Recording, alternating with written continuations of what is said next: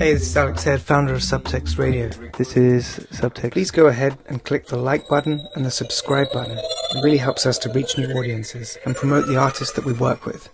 Hit like and hit subscribe.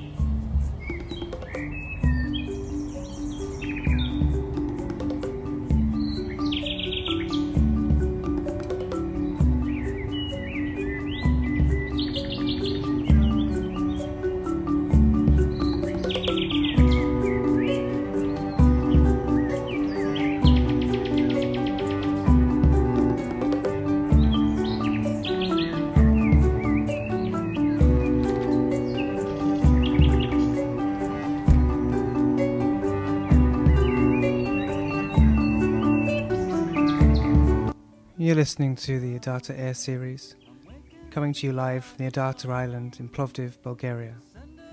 Streaming at UK 8 AM to 10 AM, Central European Time 9 AM to 11 AM, and Bulgarian Time 10 AM to 12 PM. each Thursday on 199 Radio from the 24th of May to the 28th of June 2018. Happiness, keeping my flavor fresh. Nobody knows, I guess, how far I'll go. I know, so I'm leaving at 6 o'clock. Meet in a parking lot. Have me at Hendershot.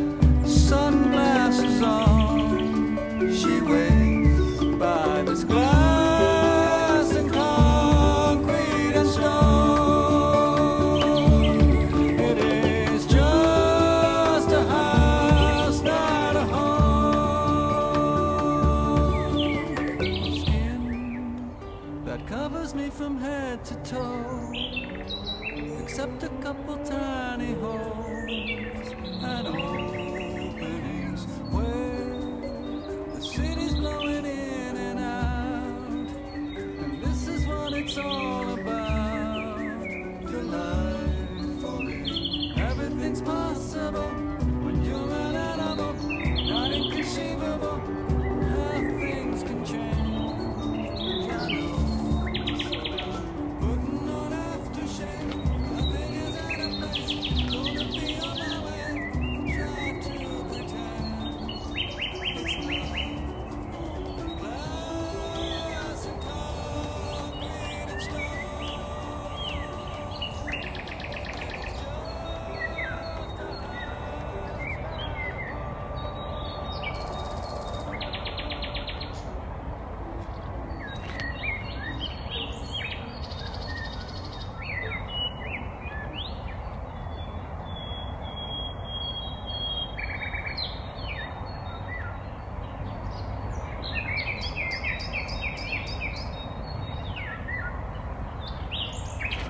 For more information, you can visit Alex_Head on SoundCloud or subx6 on Twitter. For 5 weeks, Subtext on 199 Radio brings you selected sounds, comment and reflection on the current status of the river island ADATA, supported by the European Capital of Culture 2019, Plovdiv, Bulgaria. Each week a new guest joins the station to offer their response to the ADATA and wider European and non-European contexts.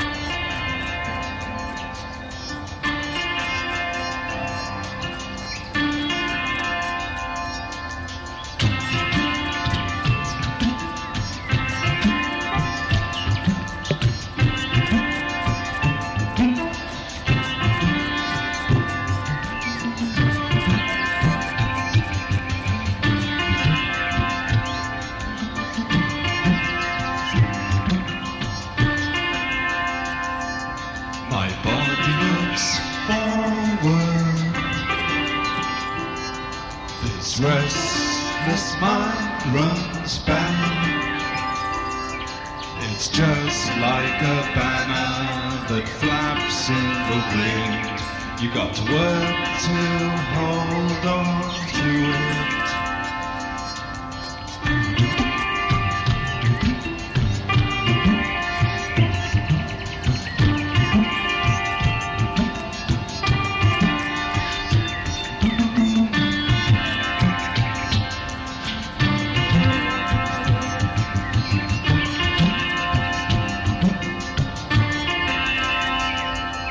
My body moves forward.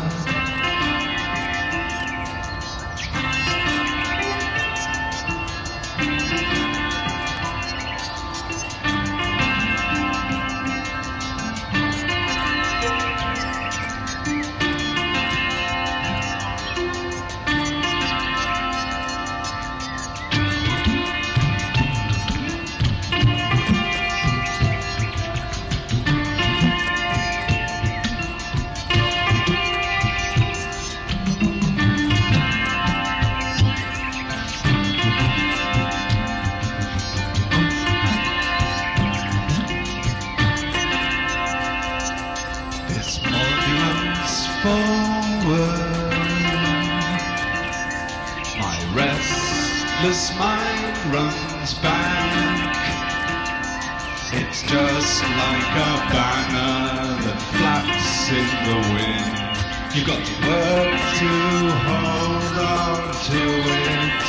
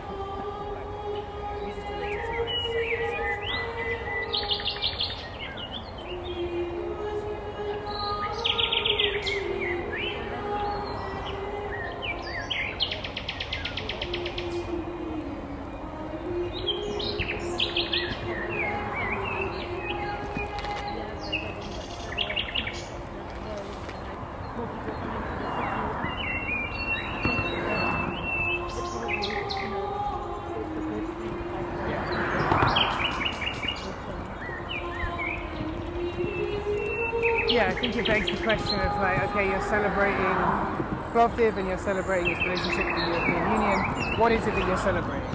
You know, and that's not that's kind of like. But is it celebrated? Yeah, I think the very much tonality of it is that it's celebrating Plovdiv as a cultural centre. You know,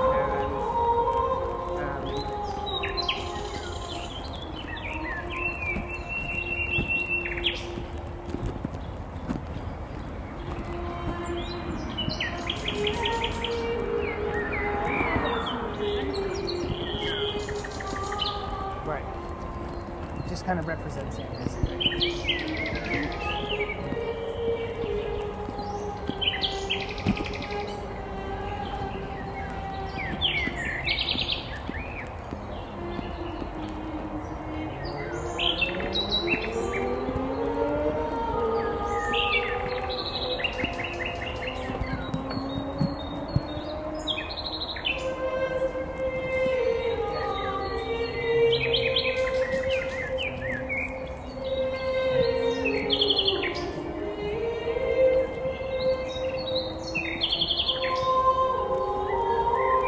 idea, I guess, is that like the tonality of the events. Yeah, sure. The tonality of the events which they put on, like that I've seen and I've like found a relationship to,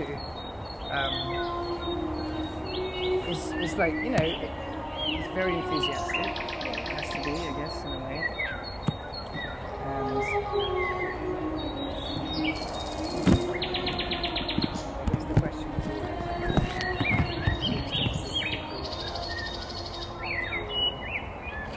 something really to invest in, some agency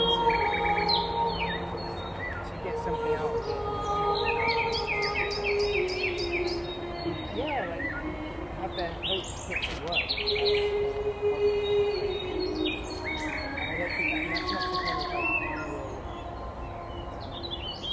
Denigrate from like the intelligence and awareness of the people who take part in those things. I think where it becomes interesting is that when you start talking about what's culture, you know, because like artists have this need financially and like, you know, you could say personally to express themselves and to have a public, you know, and it presents a platform for that. So I guess I'm just interested in how are the different cultural registers able to articulate more than just the individual sort of like drive for a public. I don't know.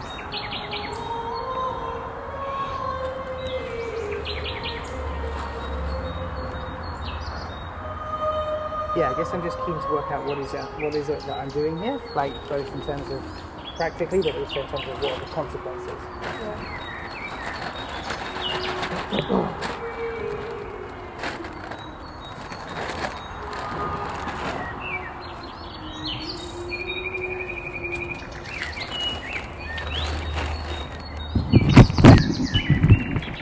Let's get a bit of spray on here.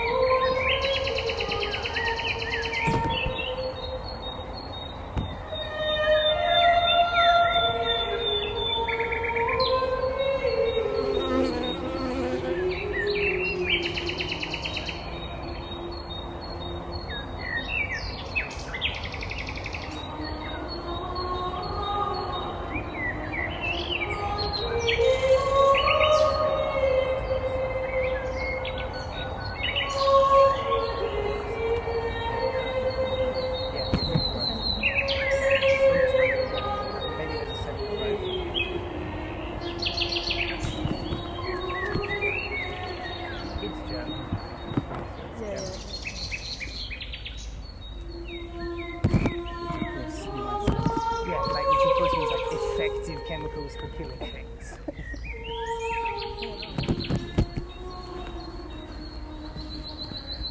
Come on. Wow, what's that? That's the bag.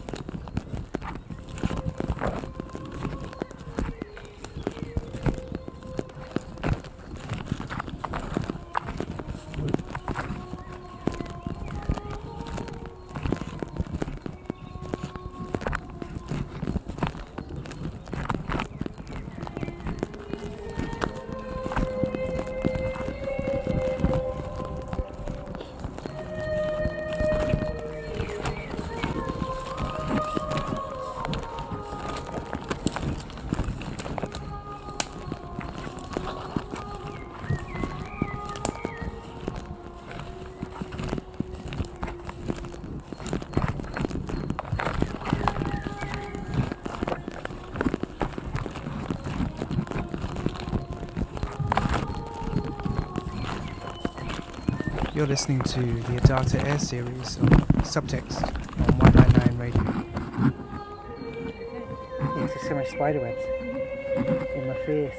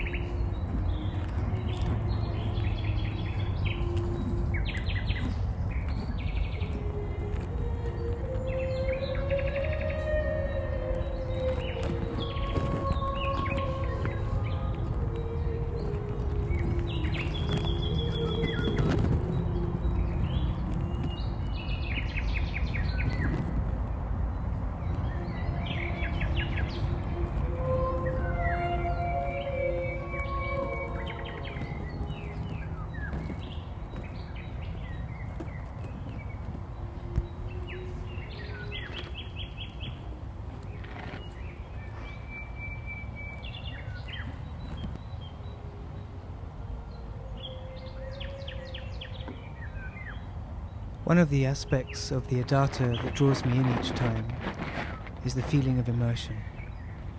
One can say that sonically the whole island is resonating with life. It is possible to see a great many variety of insects flying and crawling about, but the enormous majority of life is simply hidden. For example, the snakes. You see them very rarely, but hear them, or something else, quite often. As with birds or whatever it is that keeps getting into the river in the afternoons, that sounds really quite large.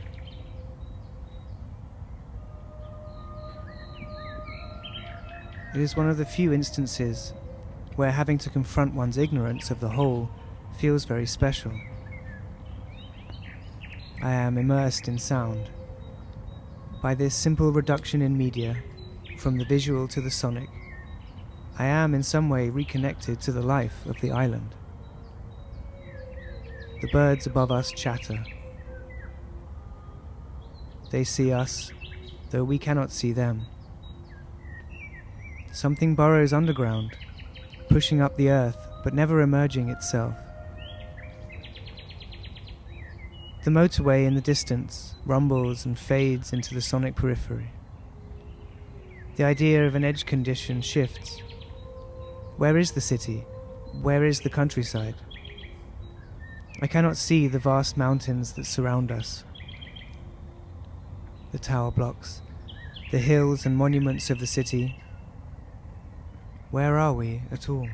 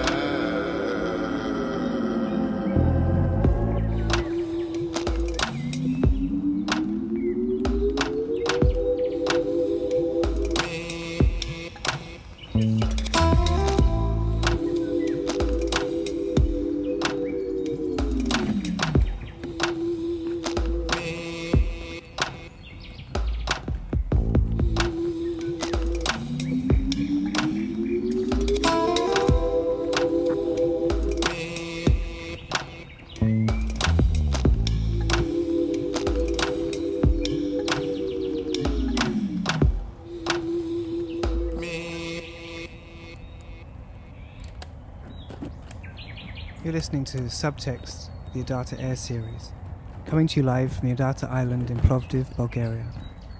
Streaming at UK 8 AM to 10 AM, Central European Time 9 AM to 11 AM, and Bulgarian 10 AM to 12 PM, each Thursday on 199 Radio from the 24th of May to the 28th of June 2018. So far you've been listening to David Byrne, Unknown, Hildegard von Bingen, and Yaya.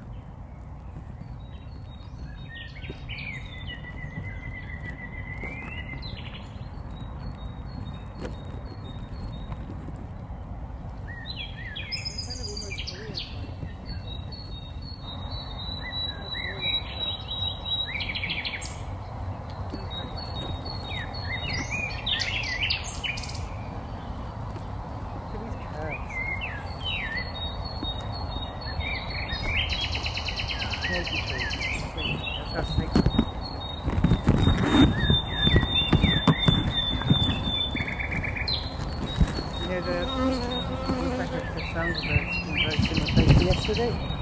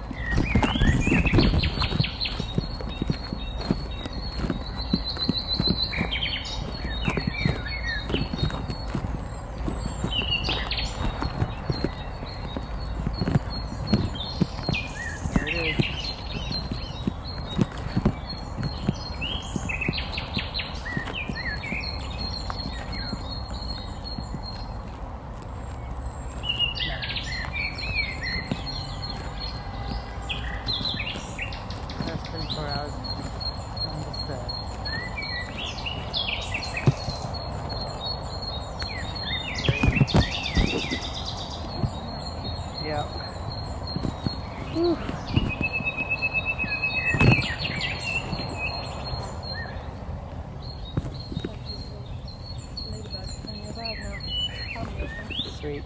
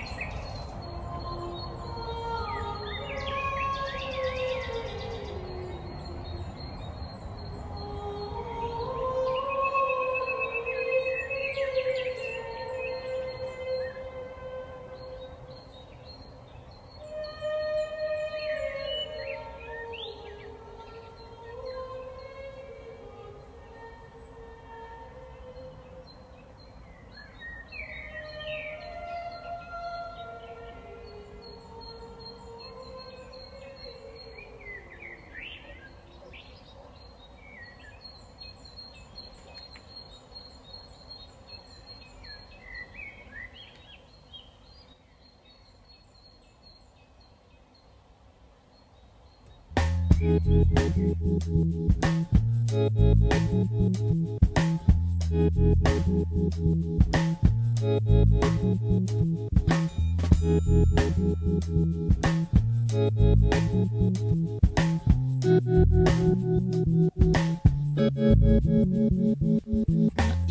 after all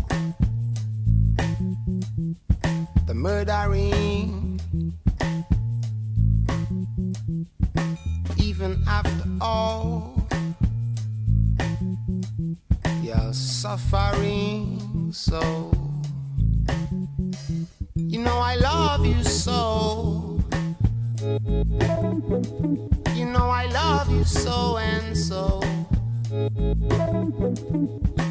Even after all,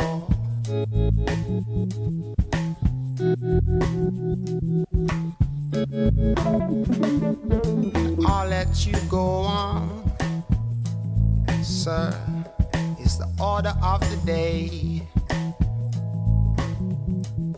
and I'll let you believe, sir. It's the order in this society. You know I love you so. You know I love you so and so. Even after all.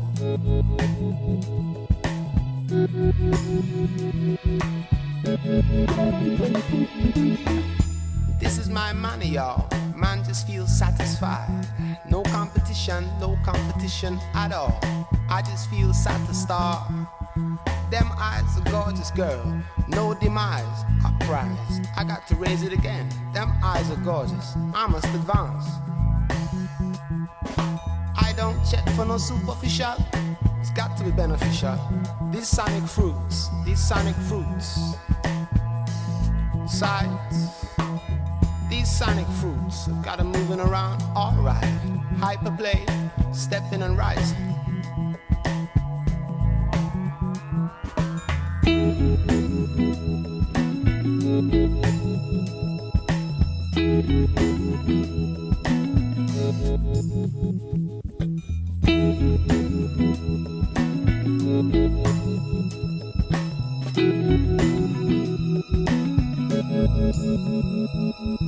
Even after all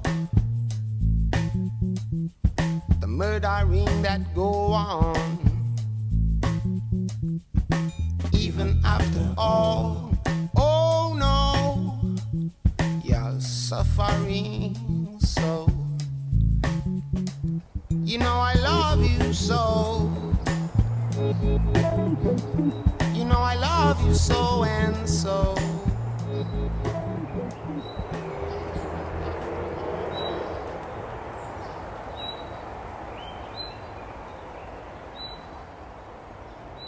I had seen the ADATA before from a camera, probably placed on top of a moving vehicle, circling the motorway that runs across it, and the empty streets that meet its shoreline. The access to the island is from the motorway, but there is nobody else walking along there. We duck under and tread down the staircase. Above us there is what looks like a face, inscribed in stone. Now that the ADATA is a place for investigations from a number of artists, we speculate who else might already be working there. Will the island be full of artists? Under the bridge there is a woman holding a reflector, a camera crew, a shoot taking place. We know they must be serious about spending time on ADATA, because like us they are wearing wellies. Here, the foliage is quite sparse. There is room to stand at a distance of a couple of meters, and the ability for the eyes to survey the surroundings. Bare concrete, graffiti, trash, piles of dirt and lush greens. Alex leads the way to the site where he has set up a camp before. Deeper we go, into thick foliage, and the route we take requires constant zigzagging, for it is impossible to walk in a straight line here. I feel like my eyes cannot adjust. Or it's not even my eyes, just my brain. I cannot recall anything like this landscape. I'm registering blank. There are so many repetitive features. Bright purple wildflowers dot the floor bed. Tree trunks, branches in our path, stinging nettles and snails, all at close proximity, about a foot in front of my nose, and sometimes unnervingly closer. A form of two-dimensional repeating pattern emerges, a kind of bad graphic rendering, where sometimes gaps and holes occur, like the tree that has no roots and is levitating a foot off the ground. We come into a clearing and a wall appears, stretching the edge of the island, with the look of Soviet architecture. Beneath is the ground that leads to the river. Here it has the feeling of a wild spring meadow, and my eyes can rest and focus. My brain can store what it encountered before. Now maybe tomorrow the terrain will be easier for me to take in. We set up 2 tarpaulins as the rain begins to hit. We have rain cover. We have a little table and chairs, and the birds are all going despite the weather. I've brought with me a small portable radio. It can receive medium and shortwave frequencies. I'm quite surprised at the signals I can pick up on the island, none of which I seem to be able to find at our flat in the centre of town.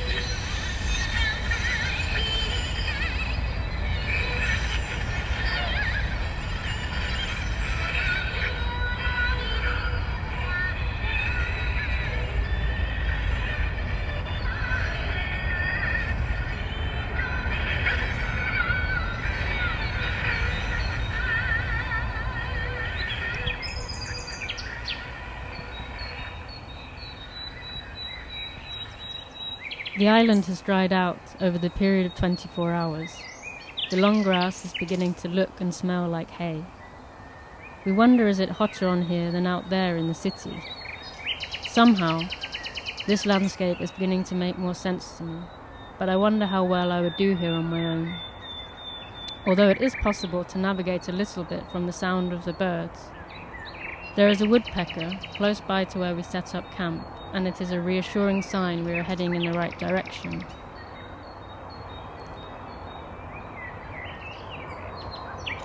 Today we have brought instruments with us, a clarinet and plastic fife. My intention is that we follow a kind of variation of an instruction for improvisation written by Pauline Oliveros. It's called Tuning Meditation. The Tuning Meditation, 1971, taken from 4 Meditations for Orchestra. Begin by playing a pitch that you hear in your imagination.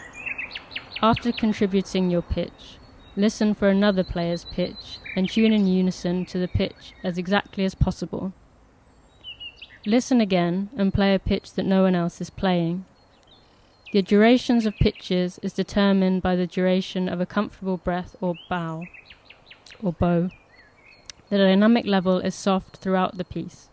Brass players use mutes. Continue by alternating between the 3 options described above. Playing a new pitch of your own that no one else is playing. Just listening, tuning in unison to the pitch of another player. Introduce new pitches at will and tune to as many different players as are present.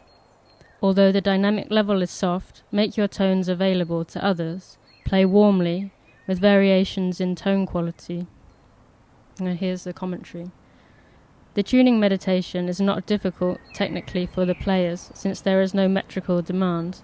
However, concentration is necessary and the ability to match pitch. If the instructions are followed carefully, then a beautiful texture arises, with common tones threading through the cloud of sound. I made a slight variation to the tuning meditation, as we are 2 people, not an orchestra, or even the number of an ensemble, that we should respond to pitches and dynamics we hear on the island. We can consider those sounds to be as present, if not more present than us as performers.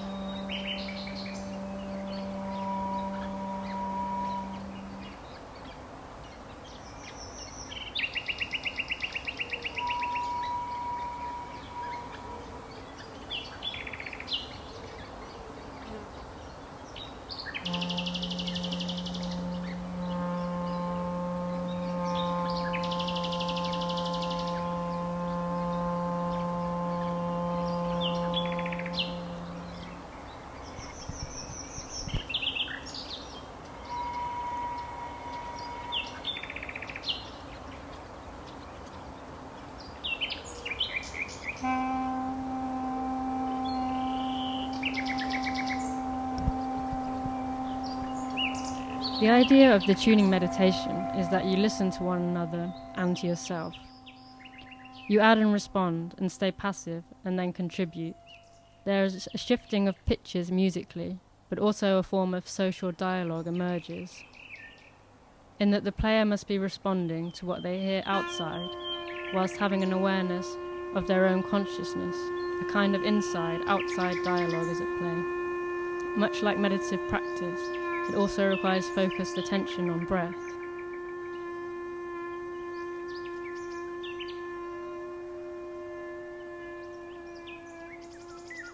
It was somehow pleasing for me to hear the sound of the island change drastically as the notes came from the clarinet. The fife is a weaker, more fragile sound, but somehow also it cuts through. As we play, I have a feeling that our attention is shifting as we take in the air on the island and release it in the form of tones which are alien to this place. Sometimes we are listening to each other. Sometimes I can feel you're not listening to me. You're listening to yourself, testing yourself, and other times taking breath and taking in the sounds already there, which instead of being this kind of homogeneous soundscape, by now are punctuated by the sounds and silences of us playing the instruments.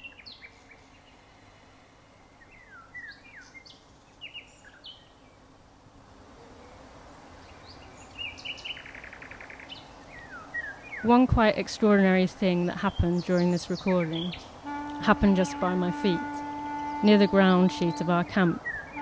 The floor began to move. I guess the only way I can describe this moment is a kind of upward flapping motion. I did not see what it was, and I tried to stay still. Could it be we woke a creature?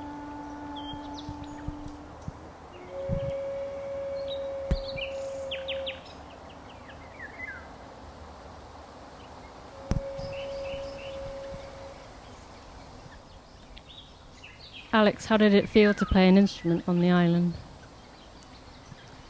It felt very exciting. It was a free space to play insofar as it was only our exercise and the birds and the trees which could hear. And it felt at the same time quite humbling to, in a way, finally contribute back to the overall cacophony of that, particularly that part of the island. And how could you describe the kind of attention or kinds of attention you had during playing? Kind of where was your mind at? Yeah, I mean, I've been thinking a lot about the imposition of sort of humans or maybe even just myself and my own actions as some form of imposition perhaps on the natural world or the sort of biological world. So I suppose there was that mixture of listening and performing, and my attention really sort of wavering between the two. And on the one hand it feeling kind of artificial, and yet the sounds, the sort of wooden instrument itself seemed to actually make sense from time to time as well. Yeah, it felt quite warm, I think. Quite like some of the tone of the birds. Yeah, it's not something that I have a lot of practice with, and so I am in any case sort of bracketed within a limited register on that instrument, or like on any instrument, to be honest. And so you do kind of have to go with mood rather than like compositional affect. Yeah, but it's okay because there's no audience apart from the birds. Right. Yeah, they seem to be into it, or at least were relatively ambivalent, I suppose.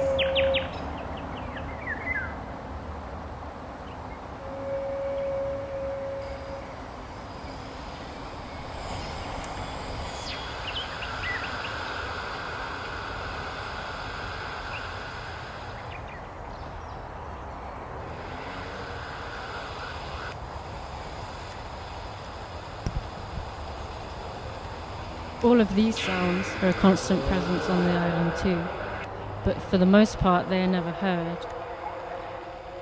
All the time, shifting layers of short and medium wave radio frequency seem to find space here. Why do they collect here? Do the birds finally like to hear it? The kind of sounds that are sharing the same airspace as them? Is this space also contested? What are the high-frequency bleeps and blips? All of these kinds of distortions, are they there to block the transmission of signals? Do they connect ADATA to places which one can no longer find a connection to in the center of the city? Is the island of ADATA a kind of unique receiver?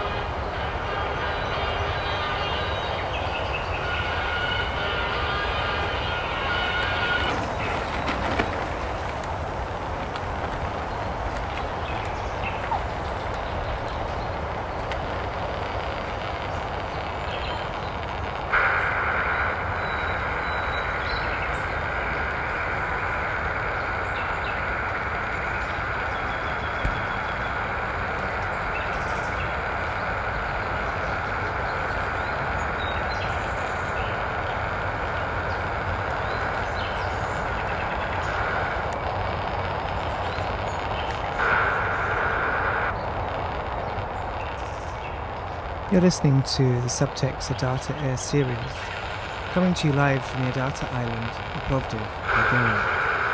Streaming at UK 8 AM to 10 AM, Central European Time 9 AM to 11 AM, and Bulgarian 10 AM to 12 PM each Thursday on 199 Radio, from the 24th of May to the 28th of June 2018.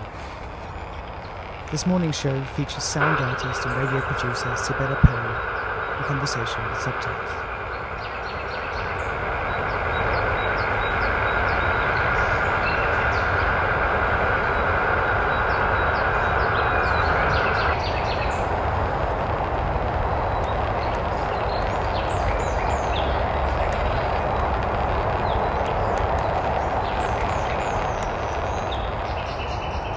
For more information, visit Alex_Head on SoundCloud or subx6 on Twitter.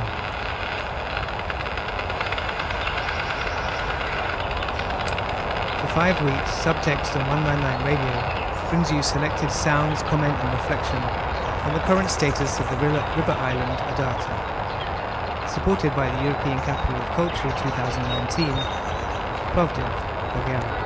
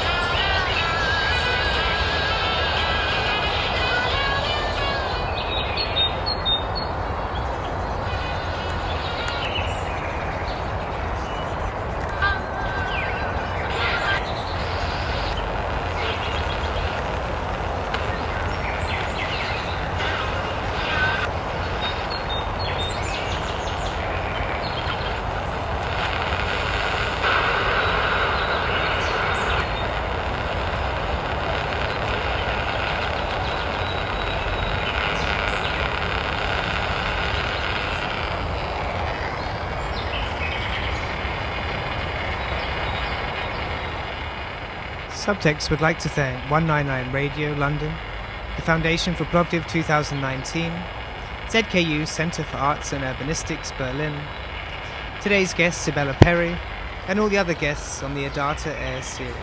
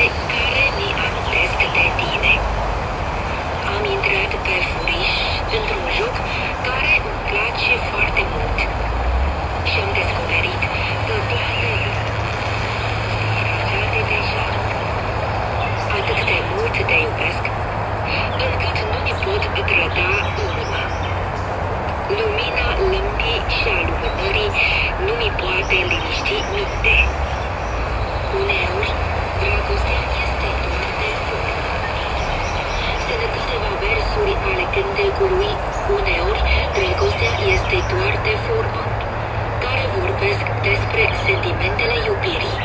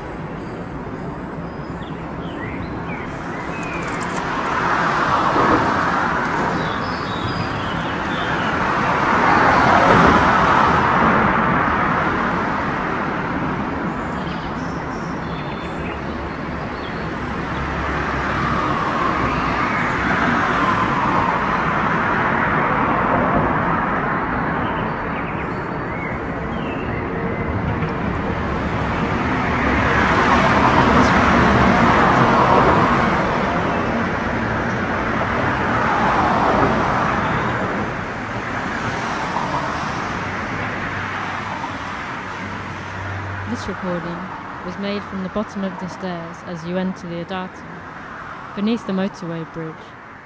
Where does the road lead to? Does it connect Plovdiv to the mountains? How long has the motorway been here? What kind of activities take place under these bridges? The sound of the traffic can mask a lot of sounds, but the birds appear as one moves closer to the island from the roads. When recording on the island, the traffic is a constant presence. It sits in the back as a kind of hum. Now we hear the passing of traffic. There is a lot of activity ahead, oblivious to the thriving activity below.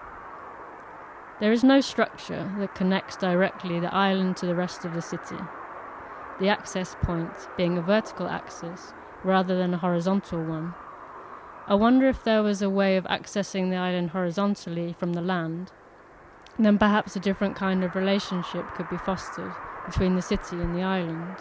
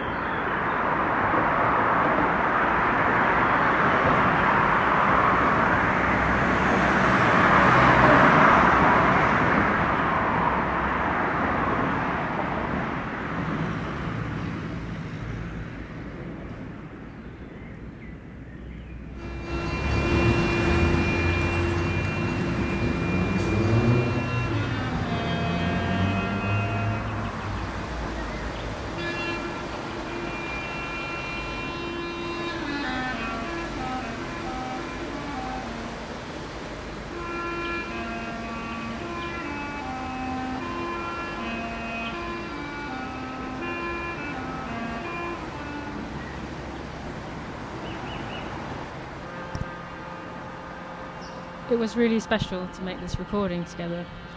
I even ripped my trousers in the process. I'm situated at the edge of the river, and Alex is under the bridge but still on the island. I can just about hear him playing the clarinet, but I can't really see him. The wind moves in the trees, and he is not visible.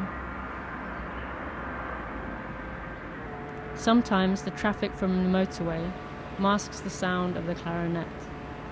Other times, I'm sure it reaches me quicker. It enters gaps. The sound carries across the water, but sometimes it's weakened by the wind. I'm reminded of reading a text which describes hearing as touching at a distance, and this feels somewhat like an extension of that.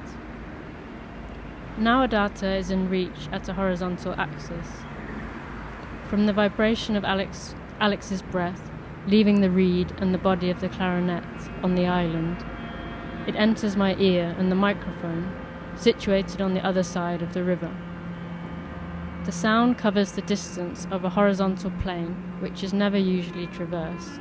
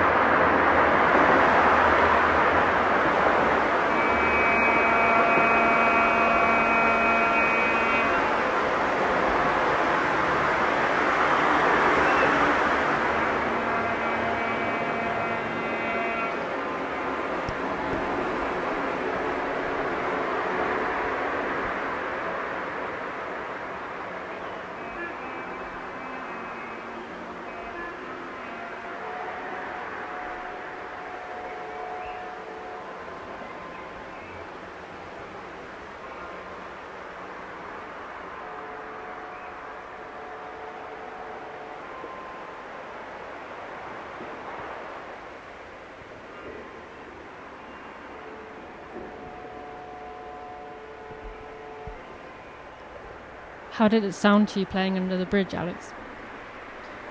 It sounded great. It sounded really, the space sounded the way I think maybe I'd started to think about it as this sort of overwhelming structure, this enormous concrete structure that rains down on you with a fine dust, because I think the concrete is actually just falling apart as the cars go over. Yeah, quite a few times I got worried about something falling over the bridge. And at the same time it felt like a huge imposition within actually quite an intimate space, because you know, it's always this back and forth, it seems. There's all these kind of insects and animals and everything, like we've talked about that a lot. I guess that is what, you know, that's the sort of like life apart from the plant life that's there, but there's also a lot of human life there. And, absolutely. it's one of those classic left over or sort of out of the city's main view environments, and it has the kind of detritus and the clothing and all these kind of traces of human activity to show. And I was definitely torn between focusing on the sounds and sort of the work and my environment. The sort of concentration is sort of split, and also there was one of these things in the floor tunneling along just out of my sort of grasp, thankfully, I think. And but that's exactly what happened last time you played the clarinet. That's new for me. Both the clarinet and the little gopher are new. And actually I wanted to say as well how positive that all felt as an expressive act, and as a sonic resonance. It was a really different take on the island so far. I think I've spent so much time on my own, sort of like internally. That's what I was wondering about, your connection while you were playing. Did you feel connected to, especially at this point, did you feel more connected to the land across the river, or did you just feel like your sound was being kind of lost? Yeah, I think I was at the time very much aware of my immediate surroundings, also because of this thing under the sand coming up. And at the same time, when we listened back afterwards, I was really aware of how different it sounded. From my side? From your side, and kind of as an action for the island to be making this sound and to be at the same time the producer of this sound is really special, actually. It's really nice, and makes me feel quite proud. Yeah, I'm proud. I'm proud of you for doing it. And I'm really grateful to you for doing it, because it would have been really impossible to do on my own. But I'm really glad that we kind of crossed that gap from the island to the land across the river. Yeah, thank you. And I think it's just nice that that for a moment, in any case, the island can sound like that. Yeah. You know, and not kind of a lot of the other associations. Mm-hmm. And how were you getting on the other side? I guess it was one of those classic scenarios of sort of shouting and not really being able to hear each other. And there was a kind of more of a communication towards the end. We were kind of imitating each other a bit more on the instruments at the end. Right? Yeah. Well, I think I suddenly found my voice with the flute. And I think maybe it was the angle I was standing at or something. I really began to project it. Kind of when you have a structure, some man-made structure or something, you start projecting it at the wall or this kind of thing, and then you get some reverberations, and then somehow that kind of propels you on to keep playing more. And it was really nice to hear the difference, I guess, in your signal or in your tone, because sometimes it came through like gaps in the traffic, other times it was impossible to hear, so you really got a sense of kind of where you are and the kind of physical nature of the sound travelling across that distance, and that was really nice.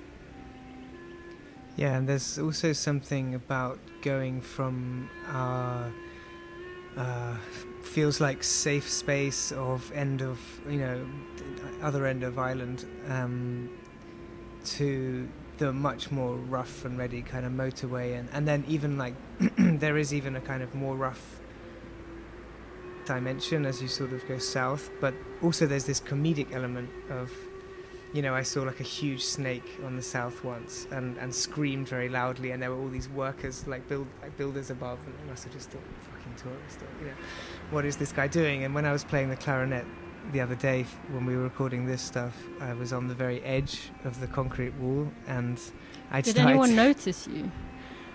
I don't know. I didn't see anyone other than the people behind you who were sort of noticing you, and then I was sort of absorbed in it to the point where I nearly fell off the wall because I was like tottering around. Don't do that. Yeah. It's an interesting way of exploring a space with a clarinet and a long distance recording. Yeah, I hope to come back and do some more. absolutely.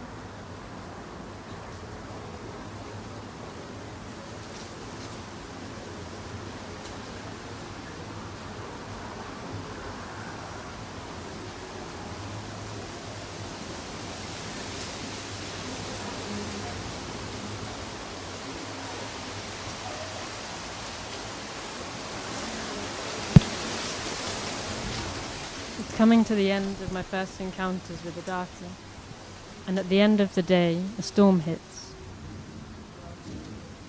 Each morning I wake up and wonder, what will ADATA look like? How will the weather have affected the plant life? Will there be uprooted trees and thick mud? Will our camp have survived the night? Or will the air be even thicker, with humidity, with insects, with birds, butterflies, with pollen, and jammed radio signals?